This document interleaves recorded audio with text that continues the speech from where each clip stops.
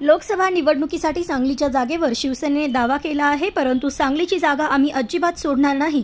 त्यासाठी टोकाची भूमिका घ्यावी लागली तरी चालेल अशी ठाम भूमिका काँग्रेस आमदार व माजी मंत्री डॉ. विश्वजित कदम यांनी आज मुंबईत मांडली. सांगलीच्या जागेवरून महाविकास आघाडीमध्ये तिढा निर्माण झाला आहे. महाविकास आघाडीच्या बैठकीत कोल्हापूरच्या बदल्यात सांगलीची जागा शिवसेनेला देण्यावर एकमत झाले आहे. त्यामुळे जिल्हा काँग्रेसने आक्रमक भूमिका घेतली आहे. डॉ. विश्वजित कदम, जिल्हाध्यक्ष विक्रम सावंत, शहराध्यक्ष पृथ्वीराज पाटील, विशाल पाटील व जयश्री पाटील यांनी काँग्रेसचे राष्ट्रीय अध्यक्ष मल्लिकार्जुन खरगे यांची मुंबई येथे सोमवारी भेट घेतली. यावेळी सांगलीची जागा काँग्रेसला घेण्याची आग्रहाची भूमिका मांडली. त्यानंतर डॉ. कदम म्हणाले, देशाच्या स्वातंत्र्यापासून सांगली मतदारसंघ हा काँग्रेसचा बालेकिल्ला आहे. काँग्रेसच्या विचारांचा हा मतदारसंघ आहे. त्यामुळे आपली ताकद नसताना महाविकास आघाडीमधील कोणत्याही मित्र पक्षांनी दावा करू नये. आम्ही सांगलीच्या जागेसाठी ठाम आहोत. ही जागा आम्ही कोणत्याही परिस्थितीत सोडणार नाही, कारण सांगलीकरांनी यावर निर्णय घेतला आहे. काँग्रेसची या ठिकाणी स्थानिक स्वराज्य संस्थेमध्ये ताकद आहे. संजय राऊत हे शिवसेना पक्षाचे नेते आहेत व वैयक्तिक काही सांगत असले तरी तो त्यांचा प्रश्न आहे. ते आघाडीची भूमिका मांडू शकत नाहीत. त्यामुळे आम्ही राष्ट्रीय अध्यक्ष मल्लिकार्जुन खरगे यांना भेटून आमची सांगलीच्या जागेची तीव्र भूमिका मांडलेली आहे. पैलवान चंद्रहार पाटील आमचे मित्र आहेत, परंतु काही दिवसांपूर्वी त्यांनी शिवसेनेत प्रवेश केला हे वास्तव्य आहे. सांगलीतील 600 गावात शिवसेनेचे अस्तित्व काय आहे याचा नेत्यांनी विचार करून किती ताणायचे हे ठरवावे. काँग्रेसने ज्याप्रमाणे दुष्काळाच्या प्रश्नावर मोर्चे काढले तसे इतरांनी काढले का याचाही विचार व्हावा, असे विश्वजित कदम यांनी सांगितले. जागा वाटप संपलेलं आहे.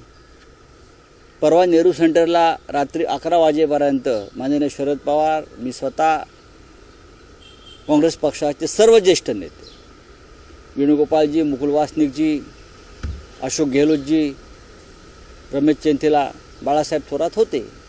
आणि त्याच्यामध्ये फायनल जो कागद तयार झाला त्याच्यामध्ये रामटेकची जागा ही काँग्रेसला देण्याचं निश्चित झालं. म्हणजे चर्चा संपली तिथे. कोल्हापूरच्या बदल्यात सांगली शिवसेनेकडे राहील. कोल्हापूरच्या बदल्यात सांगली शिवसेनेकडे राहील. कोल्हापूर ही आमची सिटिंग जागा होती आणि सांगलीमध्ये आम्ही चंद्रहार पाटील, डबल महाराष्ट्र केसरी यांना माननीय उद्धव साहेबांनी उमेदवार म्हणून घोषित केलेलं आहे. तसं आता प्रत्यक्षपणे पण अप्रत्यक्षपणे. आणि मला वाटतं 2 दिवसातच सांगलीमध्ये उद्धवजी चालले आहे सभेसाठी. चंद्रहार पाटलांच्या प्रचार सभेसाठी मिरजला मोठी सभा आहे, तिथे चाललेले आहेत. आता पुन्हा बैठका होणार नाहीत हे तेव्हा स्पष्ट झालं.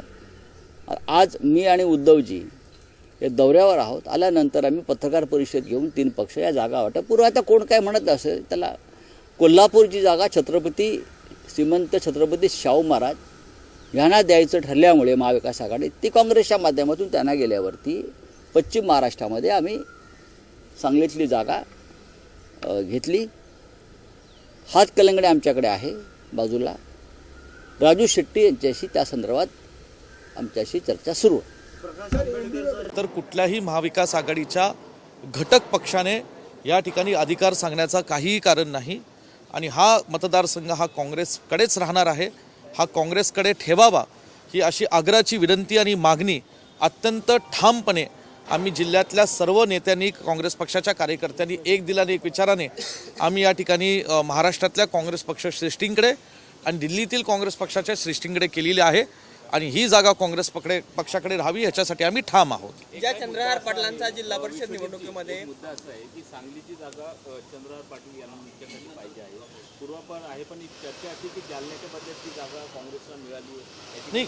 मला कुठल्या जागेच्या बदली महाविकास आघाडीने काय करावं हा महाविकास आघाडीच्या अंतर्गत ज्येष्ठ नेत्यांचा प्रश्न आहे. पण सांगलीची जागा आम्ही सोडणार नाही. चंद्रहार पाटील हे डबल महाराष्ट्र केसरी आहेत, पैलवान म्हणून ते प्रसिद्ध आहेत. परंतु राजकारण करत असताना, समाजकारण करत असताना एक विचारधारेचं पाठबळ लागतं आणि सातत्याने लोकांमध्ये जनसंपर्क ठेवून लोकांचे प्रश्न सोडून घेऊन सांगली जिल्ह्यामध्ये आज दुष्काळाचा प्रश्न आहे, अनेक पाण्याचे प्रश्न आहेत, इतर काही प्रश्न आहेत. हे प्रश्न सोडवण्याची एक भूमिका सातत्याने ठेवावी लागते. आज काँग्रेस पक्षाच्या आमच्या सर्व नेत्यांनी, मग ते जतमध्ये विक्रम सावंत असतील, पृथ्वीराज पाटील असतील, जयश्री वहिनी, विशाल पाटील या सगळ्यांनी ही भूमिका घेतली आहे. सांगलीकरांना ह्याची पूर्ण कल्पना आहे. आणि म्हणून अशा दृष्टीने आज चंद्रहार पाटलांची उमेदवारी ही चंद्रहार पाटलांनी सुद्धा शिवसेनेत अवघ्या 6 ते 7 दिवसापूर्वी प्रवेश केलेला आहे आणि म्हणून शिवसेनेने ही मागणी ही त्यांची चुकीची आहे आणि आम्ही शिवसेना ही पक्षाला विनंती करतो की सांगली जिल्हा हा जो काँग्रेस पक्षाचा बालेकिल्ला आहे ह्याच्यावर हा हट्ट तुम्ही करू नये। आज सांगली जिल्ह्यामध्ये जवळजवळ 600 गाव आहेत। आज या ठिकाणी शिवसेनेच्या नेतृत्वाने सांगावं की त्यातले 10% ग्रामपंचायत सुद्धा त्यांच्या ठिकाणी लोकनियुक्त सरपंच आहेत का, पण आज काँग्रेस पक्षाचे त्या ठिकाणी आज जिल्हा परिषद पंचायत समिती आणि अनेक स्थानिक स्वराज्य संस्थांमध्ये कार्यकर्ते आहेत, पदाधिकारी आहेत आणि म्हणून ही जिल्हा हा मतदारसंघ काँग्रेस पक्षाकडे राहायला पाहिजे ही आमची मनापासून इच्छा आहे। सातत्याने संजय राऊत भूमिका मांडतात की चंद्रहार पाटील हेच आमचे सांगलीचे उमेदवार असणार। महाविकास आघाडीमध्ये कुठेतरी मिसकम्युनिकेशन आहे का या सगळ्या? नाही, संजय राऊत साहेब हे शिवसेनेचे नेते आहेत। महाविकास आघाडीच्या बाबतीतली भूमिका ते व्यक्तिगत सांगू शकत नाही।